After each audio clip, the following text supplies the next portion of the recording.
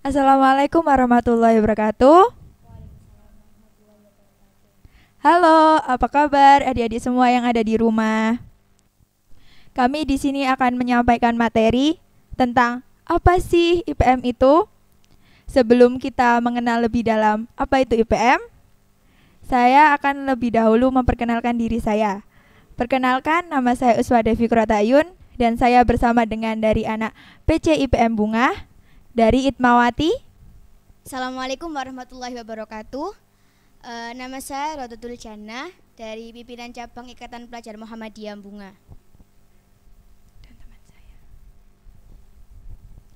Assalamualaikum warahmatullahi wabarakatuh. Perkenalkan, nama saya Alia Surya Ningrum dari pimpinan Ikatan Pelajar Muhammadiyah Bunga. Karena adik-adik yang ada di rumah sebagian tidak mengenal apa IPM atau tidak mengerti singkatannya saja IPM itu apa, maka kita harus berkenalan dulu karena pepatah juga mengatakan tak kenal maka tak sayang. Oke, sekarang saatnya kita untuk bertaaruf dengan IPM. Jadi sebenarnya IPM itu apa sih, Kak? Ya, jadi IPM sendiri itu singkatan dari Ikatan Pelajar Muhammadiyah. Karena cakupannya sangat luas, karena dalam basis pelajar dari tingkat SMP dan SMA atau SMK sederajat. Lah, IPM ini termasuk salah satu ortom atau organisasi otonom Muhammadiyah. Karena Muhammadiyah sendiri adalah suatu gerakan amar ma'ruf dan nahi mungkar, maka IPM ini juga memiliki misi yang sama dengan Muhammadiyah itu sendiri. Selanjutnya, bisa dijelaskan sedikit, Kak, tentang latar belakang berdirinya IPM? Ikatan Pelajar Muhammadiyah atau IPM berdiri pada tanggal 18 Juli 1961, hampir setengah abad setelah berdirinya Muhammadiyah itu sendiri. Namun demikian, latar belakang berdirinya IPM tidak terlepas dengan kaitannya dengan latar belakang berdirinya Muhammadiyah sebagai gerakan amar ma'ruf nahi mungkar yang ingin melakukan pemurnian terhadap pengamalan ajaran Islam. Jika kita lihat jauh ke belakang, sebenarnya upaya para pelajar Muhammadiyah untuk mendirikan organisasi pelajar Muhammadiyah itu sudah ada pada tahun 1961.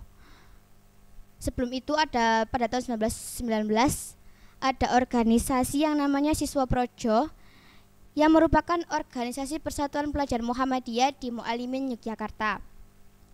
Dan juga pada tahun 1926 ada organisasi yang namanya GKPM atau Gabungan Keluarga Pelajar Muhammadiyah yang ada di Malang dan di Surakarta. Dan pada tahun 1933 berdiri Hizbul Waton yang di dalamnya berkumpul pelajar-pelajar Muhammadiyah.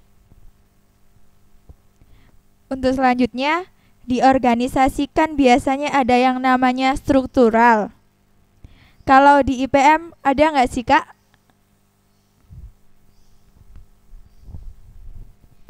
Ya, akan saya jelaskan. Jadi di IPM itu ada namanya struktural organisasi. Yang pertama akan saya jelaskan tentang jaringan struktural IPM. Jadi yang pertama itu ada tingkatan pusat. Itu mencakup satu wilayah nasional yaitu Indonesia dari desa sampai ke satu negara itu sendiri. Yang kedua ada pimpinan wilayah, itu mencakup daerah-daerah provinsi seperti Jawa Timur, Jawa Tengah, ataupun Jawa Barat.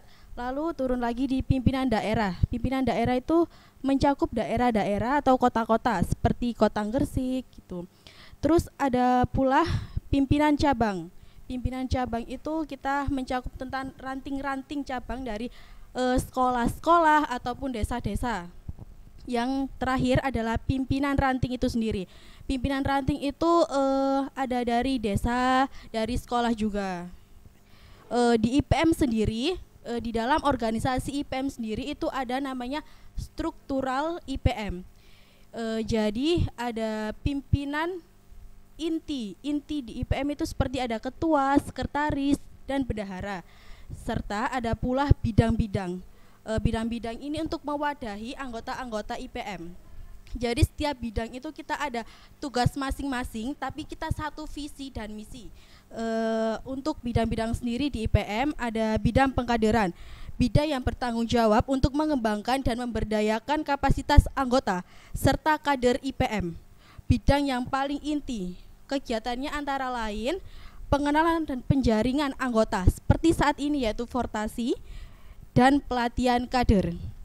Yang kedua ada bidang KDI, kajian dakwah Islam, bidang yang bergerak di bagian dakwahnya pelajar. Ini merupakan ruhnya IPM. Menjadi bidang wajib di IPM karena keberadaannya menjadi inti gerakan berbagai kegiatannya berkaitan dengan dakwah, seperti kajian rutin, pelatihan dai, kajian online, dan lain-lain. Dan ada pula bidang PIP, pengkajian ilmu pengetahuan. Bidang ini fokus pada kegiatan-kegiatan keilmuan, membentuk tradisi atau kebiasaan membaca, mengembangkan iptek, dan memperkaya pengetahuan kader. Adapun kegiatan-kegiatan dari PIP itu sendiri seperti literasi camp, lapak baca, pembuatan buku, dan lain-lain sebagainya. Ada juga bidang organisasi. Bidang ini mempertanggungjawabkan untuk menjaga stabilitas, keseimbangan laju organisasi IPM. Mengembangkan sistem organisasi, mengatur dinamika organisasi yang berjalan serta menjaga keberlanjutan organisasi agar bisa bertahan dengan berbagai tantangan yang ada. Lalu adapun bidang ASPO, apresiasi seni, budaya dan olahraga. Kegiatannya berupa pengembangan minat dan bakat pelajar di bidang seni, budaya dan olahraga. Jadi untuk adik-adik untuk mengembangkan kreativitasnya jadi bisa masuk ke bidang ini. Lalu ada bidang advokasi. Bidang ini keren banget karena bidang ini selalu ada ketika teman-teman pelajar punya masalah. Bidang ini selalu mendampingi pelajar, melakukan pemberdayaan kepada para pelajar. Kegiatan bidang ini pastinya juga keren banget seperti kampanye anti-bullying, pendampingan teman sebaya dan lain sebagainya. Ada bidang PKK, pengembangan kreativitas dan kewirausahaan. Bidang ini fokusnya untuk mengembangkan jiwa wirausaha di kalangan pelajar. Untuk pelajar zaman sekarang kan berbisnis itu jadi tantangan tersendiri. Jadi di bidang kewirausahaan kita akan melatih para pelajar untuk berbisnis. Lalu ada bidang Ipmawati. Bidang ini fokus pada keipmawatian, bukan berarti ada diskriminasi atau perbedaan terhadap Ipmawan ya, tapi untuk bisa mewujudkan hubungan yang setara antara laki-laki dan perempuan. Lalu ada bidang HKI, hubungan dan kerjasama luar negeri. Bidang ini hanya ada di pimpinan pusat, jadi bidang ini tuh berskala internasional. Bidang ini dibuat untuk mewujudkan visi internasionalisasi gerakan IPM agar IPM tidak hanya dikenal di nasional saja tetapi di mancanegara dan internasional. Sekian mungkin itu saja bidang-bidangnya. Keren sekali ya Kak. Selanjutnya, setiap organisasi kan mempunyai lambang. Ada nggak sih arti tersendiri dari lambang IPM itu? Ya pastinya ada. Jadi lambang IPM itu berbentuk pena segi 5 berbentuk perisai runcing di bawah yang merupakan deformasi bentuk pena dengan jalur besar tengah runcing di bawah berwarna kuning, diapit oleh 2 jalur berwarna merah dan 2 jalur berwarna hijau dengan matahari bersinar sebagai keluarga Muhammadiyah. Di bawah di mata tengah bulatan matahari terdapat gambar, buku dan tulisan Al-Quran Surat Al-Qalam ayat 1 dan tulisan IPM di bawah matahari. IPM bersemboyan nun wal qalami wa ma yasturun, yang berarti nun demi pena dan apa yang mereka tulis. Biasanya kalau nun wal qalami wa ma yasturun itu sering kita jumpai kalau kita sering public speaking ataupun berpidato, karena nun wal qalami wa ma yasturun itu dapat membangkitkan semangat kader-kader IPM. Setiap melakukan gerakan, IPM memiliki Jadi, nilai-nilai apa yang menjadi dasar setiap gerakan IPM? Ya, IPM dalam melakukan gerakannya selalu memiliki nilai-nilai dasar. Pertama, dasar nilai-nilai yang pertama adalah nilai keislaman, yaitu menegakkan dan menjunjung tinggi nilai-nilai ajaran Islam. Yang kedua ada nilai keilmuan, terbentuknya pelajar Muhammadiyah Muslim yang berilmu. Yang ketiga ada nilai kekaderan, terbentuknya pelajar Muslim yang militan dan berakhlak mulia.